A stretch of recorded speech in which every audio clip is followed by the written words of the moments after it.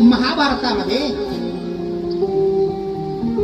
राजा परीक्षिताने पांडवाचं एका भाताचं शीत खाल्लं होतं, तांदूळाचं. माफ करा, शुकाचार्य. पांडवाचा जो वंशज आहे राजा परीक्षित, त्यांच्या घराण्याचं म्हणजे पांडवाच्या घराण्याचं शुकदेवाने फक्त तांदळाचं शीत आपल्या मुखामध्ये टाकलं आणि कितीतरी वर्ष ते शीत छळत होत. पांडवाचं शीत खाल्लं, पांडवाचं शीत खाल्लं, मी काहीच दिलं नाही पांडवांना. पांडवाचं मी शीत खाल्लं, पांडवांना मी काहीच दिलं नाहीये. काय करावं, रात्रंदिवस करमत नव्हतं.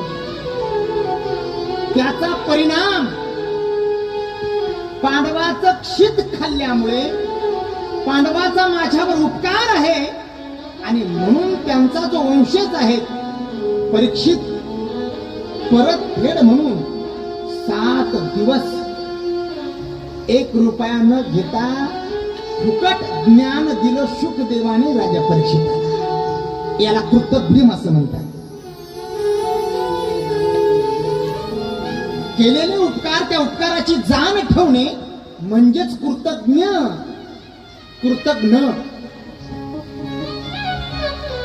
एक छोटीशी नदी आहे.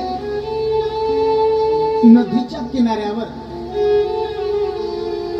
आपल्या घरामध्ये बेंडकी बसलेली आहे. बेंडकी कळते का? बेंडू. त्या बेंडकी बाईंनी विचार केला आणि सहज नजर गेली पाण्याकडे. तर विंचू काका गटांगळ्या खात होते पाण्यामध्ये. विंचू काका माहिती पाहाला विंचू, तो गटांगळ्या मारत असताना नाका डोळ्यात पाणी जाऊ लागलं विंचवाच्या.